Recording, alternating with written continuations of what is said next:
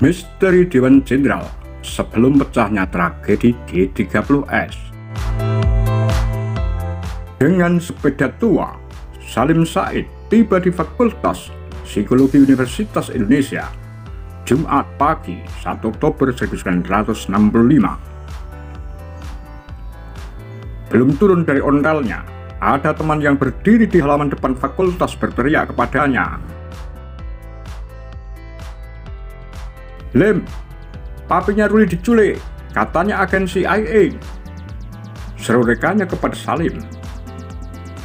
Seperti ditulis dalam bukunya Gestapo 65 PKI, Aidit, Soekarno, dan Soeharto, Yani diculik dan dituduh agen CIA segera mengingatkan dirinya pada beberapa waktu sebelumnya tentang Dewan Jenderal yang menurut PKI akan mengkudeta Soekarno atas bantuan CIA. Ruli sendiri merupakan putri Letnan Jenderal TNI Ahmad Yani, Panglima Angkatan Darat kala itu. Dia mahasiswi setahun di belakang Salim Said. Mendengar kabar penculikan Jenderal Yani, Salim yang kala itu berusia 24 tahun langsung mengayuh sepedanya ke rumah Brigadir Jenderal TNI Sugandi di Jalan Diponegoro 54. Jenderal yang lama mendampingi Soekarno sebagai ajudannya itu adalah Direktur Penerangan Staf Angkatan Bersenjata. Dia juga pimpinan kantor media Angkatan Bersenjata, tempat dirinya bekerja sebagai reporter pemula. Tak lama ia tiba di kediaman Sugandi, dan rumah itu pun muncul. Sugandi baru saja pulang dari rumah beberapa jenderal yang jadi korban pembantaian gerakan 30 September 65. Pagi itu dia bercerita mengenai darah yang masih berceceran di rumah-rumah para koleganya yang dibantai menjelang subuh. Tutur Salim Said yang juga guru besar ilmu politik Universitas Pertahanan ini.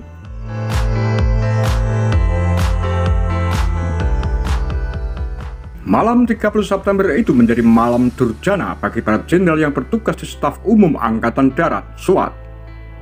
Tengah malam mereka diculik oleh pasukan yang dipimpin oleh Letnan Kolonel Untung Samsuri dan berakhir dengan pembantaian sadis.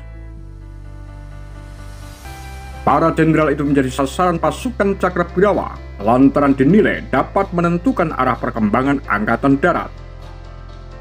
Oleh Untung, mereka dianggap tidak loyal kepada Bung Karno. Para jenderal yang diculik pada malam Jumat kelabu itu adalah Letnan Jenderal TNI Ahmad Yani, Menteri Panglima Angkatan Darat, Kepala Staf Komando Operasi Tertinggi; Mayor Jenderal TNI Raden Suprapto, Deputi 2 Menteri Panglima Angkatan Darat, Bidang Administrasi; Mayor Jenderal TNI Mas Tirto Darmo Haryono, Deputi 3 Menteri Panglima Angkatan Darat, Bidang Perencanaan dan Pembinaan; kemudian Mayor Jenderal TNI Siswondo Parman, Asisten 1 Menteri Panglima Angkatan Darat, Bidang Intelijen; Brigadir Jenderal TNI Donald Ishak Panjaitan, Asisten 4 Menteri Panglima Angkatan Darat, Bidang Logistik; Brigadir Jenderal TNI Stoyo Siswomi Harjo, Inspektur Kehakiman, Auditor Jenderal Angkatan Darat. Sementara Jenderal TNI Abdul Haris Nasution yang menjadi sasaran utama selamat dari upaya pembunuhan tersebut. Namun putrinya, adik Irma Suryani Nasution dan ajudannya, Letnan 1 Pierre Andreas Tendean, tewas dalam usaha pembunuhan tersebut. Para korban kemudian dibuang ke suatu lokasi di Pondok Gede, Jakarta yang dikenal sebagai Lubang Buaya. Jasad mereka ditemukan pada 3 Oktober 65. Selain itu, beberapa orang lainnya juga turut menjadi korban dalam operasi ini. Mereka adalah Bribka Karil Saswetubun, pengawal kediaman resmi Wakil Perdana Menteri II, Dr. Jelimina; Kolonel Katam Sodarmo Kusumo, Komandan Korem 072, Pamungkas, Yogyakarta; Letnan Kolonel Sugiono Mangunwiyoto, Kepala Staf Korem 072, Pamungkas, Yogyakarta. Jelang tragedi berdarah gerakan 30 September G30S, banyak desas-desus adanya Dewan Jenderal. Dewan ini berisikan anggota dari sejumlah jenderal Angkatan Darat yang dikatakan sedang merancang untuk menggulingkan pemerintahan yang kala itu dipimpin Soekarno. Momentum terdekatnya adalah peringatan Hari ABRI 5 Oktober 65. Dokumen CIA juga pernah melacak kebenaran Dewan Jenderal ini, namun lebih banyak sumber mengatakan itu masih dalam bentuk wacana. Dikatakan isu ini muncul saat CIA mendekati Jenderal Ahmad Yani yang ketika itu tengah tugas belajar di Amerika. Pendekatan tersebut dilakukan untuk membentuk Dewan Jenderal terkait upaya kudeta terhadap Soekarno. Ahmad Yani pernah mengutarakan ide CIA ini kepada para sahibnya di Angkatan Darat. Namun ide itu tidak mendapatkan respon dari mereka lantaran menimbulkan pro dan kontra. Di sisi lain, Presiden Soekarno juga disebutkan kewalahan menghadapi Angkatan Darat. Nasakom yang digaungkan Soekarno kala itu tidak mendapatkan simpati di hati tentara Angkatan Darat. Selain itu, instruksi konfrontasi dengan Malaysia juga tidak dijalankan sepenuh hati, sehingga menimbulkan anggapan tak loyal kepada Bung Karno. TNI Angkatan Darat bahkan lebih memilih sibuk mengatur barisan anti-komunis. Kondisi ini mendorong Soekarno untuk tidak punya pilihan lain, kecuali mengganti Panglima Angkatan Darat, Letnan Jenderal Ahmad Yani, kata Salim Said dalam bukunya Gestapo 65 PKI, Aidit Soekarno dan Soeharto, terbitan Mizan 2014. Dengan begitu, jenderal yang akan didapuk selanjutnya pengganti Yani akan sesuai dengan sosok pilihan Soekarno. Orang ini akan memberikan angin segar bagi kondisi politik kala itu. Pasca Yani akan lebih mudah diatur oleh Soekarno. Dengan cara itu diharapkan Angkatan Darat akan mendukung gagasan Nasakom dan lebih bersahabat kepada PKI.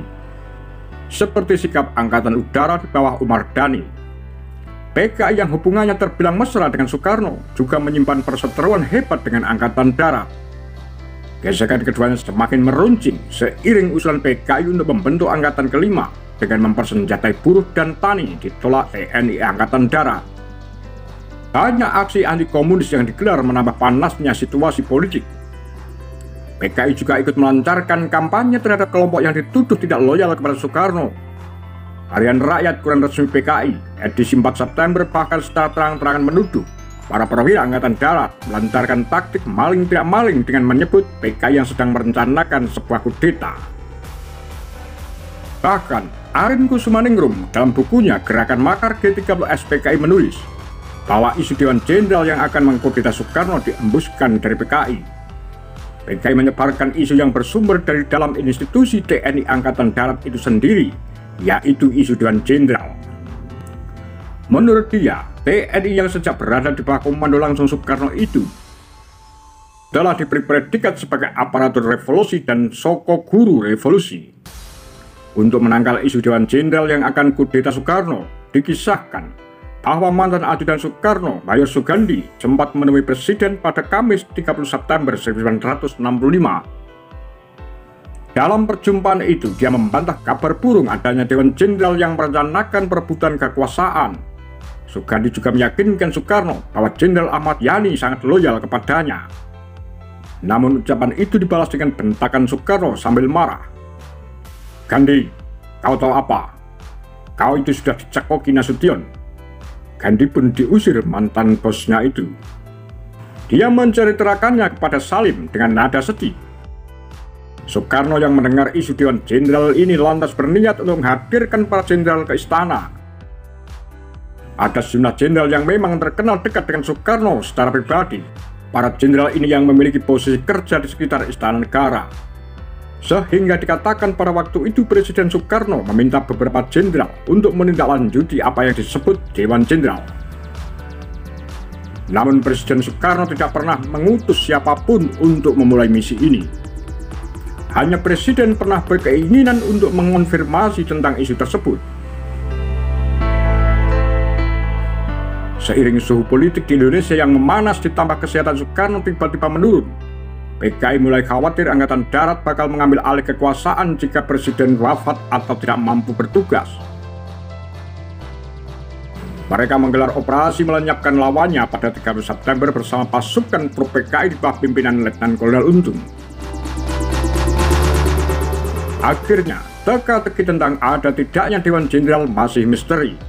Isu itu tidak diketahui secara jelas hingga saat meletusnya G30S PKI yang menewaskan 7 jenderal pahlawan revolusi. Apa komentar Anda?